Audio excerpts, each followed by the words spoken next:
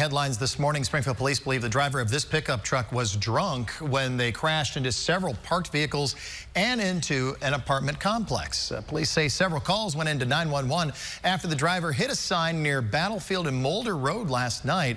The driver then drove onto the parking lot at the Wynwood South Apartments and on South Inger Mill Road, where they hit vehicles and then drove into that apartment unit. No one was inside that unit, though, when the crash happened. The driver suffered minor injuries.